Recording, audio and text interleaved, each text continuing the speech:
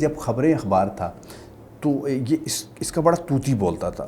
خبریں اخبار اپنے وقت کا ایک بڑا معروف اخبار تھا, اب بھی ہے, لیکن شروع میں اس نے بڑا اچھا ٹیک آف کیا تھا. بہت لوگ اس کے دیوانے تھے کیونکہ اس میں اوپننس بہت تھی, اس میں زیادہ پابندیاں نہیں تھیں, کھلی زبان لکھتے تھے, اور خاص کر کے ان لوگوں کی بھی بات سنی یا لکھی جاتی تھی جن کو کبھی کوئی اخبار میں نہیں چھاپنا چاہتا تھا, نہیں شائع کرنا چاہتا تھا, یا ان کی تصویر وہ سمجھتے تھے کہ یار اس کی کیا ضرورت ہے.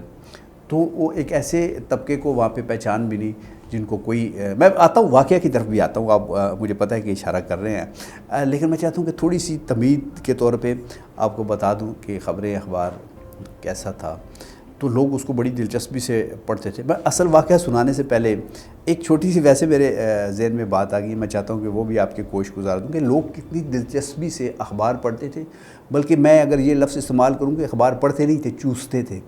مطلب شروع سے اوپر پیشانی جہاں خبریں لکھا ہوتا ہے نا, وہاں سے شروع ہوتے تھے, تو آخر میں جہاں پہ وہ لکھا ہوتا تھا کہ یہ اخبار وہاں سے فلاں بندے نے چھپوا کے فلاں جگہ شائع کروایا نہیں, وہاں تک پڑھتے تھے. میں دفتر میں بیٹھا تھا تو ایک بندے کا مجھے فون آیا, تو اس نے کہا کہ آپ کون صاحب ہیں؟ میں نے کہا جی میں فلاں, اور ہمارا نام لوگ فوراً پہچان لیتے تھے کیونکہ ہمارے نام چھپتے تھے, انہیں پتہ تھا کہ یہ فلاں بندہ ہے. تو انہوں نے کہا یار آج کا اخبار آپ کے پاس ہے؟ میں نے کہا جی بالکل ہے, میرے سامنے پڑا ہے. اس نے کہا کھولے. میں نے کہا جی کھول لیا. اس نے کہا فلاں صفحہ نکالیں. میں نے کہا فلاں صفحہ میں نکال لیا. اس نے کہا فلاں کالم کا میں لکھا ہوا ہے بقیہ اس کا, وہ بھی نکالے. میں نے کہا بالکل سامنے آ گیا. کہتے یہ آپ اس کو بقیہ کو دیکھیں. میں نے جی دیکھ لیا. کہتے مجھے اب اس کی اصل خبر کہاں چھپی ہے وہ بتا دیں.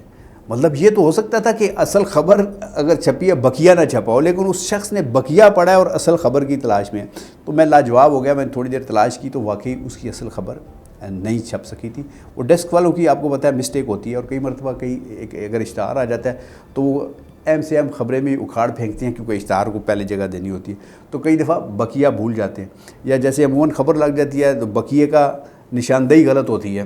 اینی ویز یہ تو ہمیں ایک چھوٹا سا واقعہ میرے ذہن میں آ گیا.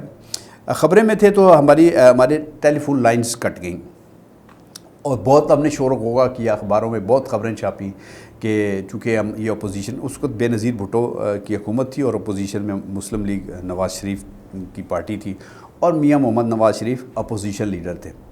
تو اس وقت اخبار کی اہمیت بہت زیادہ ہوتی تھی, اور اخبار میں کوئی 3 لائنوں کی بھی چیز چھپ جاتی تھی, شائع ہو جاتی تھی, تو وہ دوسرے دن یہ نہیں ہوتا تھا کہ اسے کسی نے نہ دیکھا ہو یا ایسے ہی ان دیکھے گزر گئے ہو. اس کا بڑا امپیکٹ ہوتا تھا اور لوگوں کو پتہ ہوتا تھا, اور لوگوں کو فون کالز آتی تھی کہ یار یہ خبر ہم نے دیکھی ہے, یہ اندر چھپی ہے.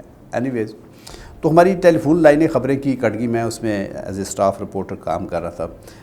تو میاں محمد نواز شریف صاحب جو اپوزیشن لیڈر تھے, وہ ہمارے ساتھ اظہار یکجہتی کر رہے آئے کہ یار چونکہ آپ مسلم لیگ نون کے حق میں بہت زیادہ خبریں چھاپتے ہیں اور حکومت کو بہت لیدے کرتے ہیں, تو اس وجہ سے آپ کی ٹیلی فون لائنیں کٹ گئی ہیں, تو میں آپ کے ساتھ اظہار یکجہتی کر رہا ہوں. تو میری ڈیوٹی لگی, ایڈیٹر صاحب نے میری ڈیوٹی لگائی, خورشید علی خان صاحب نے, کہ یار وہ جو بھی کہیں گے نا تو آپ نے رپورٹ کرنا ہے. تو میں گتے سے وہ پیپر لگے ہوتے ہیں, میں ساتھ ساتھ کہ کوئی چیز مس نہ ہو جائے.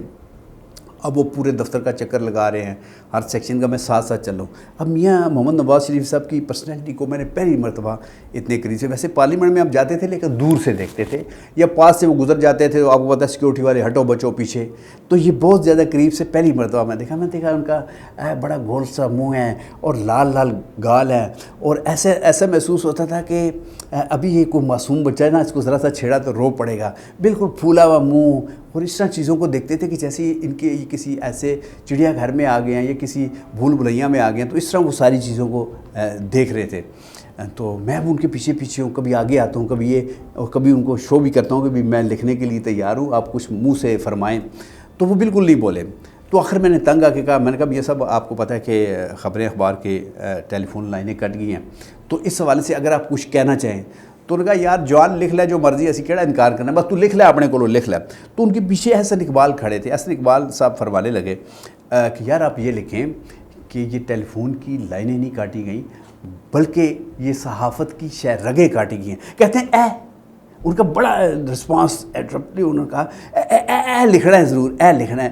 تو میں لکھ بھی لیا اور تھوڑا سا مسکرا بھی گیا, اور مجھے تھوڑا سا اندازہ بھی ہو گیا ان کی لیڈرشپ کے حوالے سے. اینی ویز تو پھر وہ گھومتے گھامتے جو ہے ایڈیٹر کے کمرے, ایڈیٹر صاحب بھی ساتھ ہی تھے, وہ ایڈیٹر صاحب کے کمرے میں, تاکہ وہاں ان کی خاطر خدمت کی جائے, کوئی چائے شائے بسکٹ چسکٹ پیٹیز کیک سب چیزیں موجود تھیں. لیکن ابھی میری ڈیوٹی ختم نہیں ہوئی تھی، میں بھی ابھی ساتھ ساتھ کہ شاید ایڈیٹر سے کوئی بات کرتے وہ کہیں کہ یار ہم یہ کریں گے ہم وہ کریں گے، مگر وہ وہاں بھی خاموش رہے، نہ انہوں نے چائے پی نہ انہوں نے کچھ کھایا، حالانکہ ہم ان کے بارے میں سنتے تھے کہ بڑے خوش خوراک ہیں۔ تو وہ اسی طریقے سے نا اس طرح کبھی ادھر دیکھتے کبھی یوں دیکھتے۔ تو ہمارا ایک فوٹوگرافر تھا، اس کا نام تھا اظہر عابدی، بڑا سینئر فوٹوگرافر، آپ یقیناً سارے لوگ ان کو جانتے ہیں جو صحافت سے تعلق رکھتے ہیں۔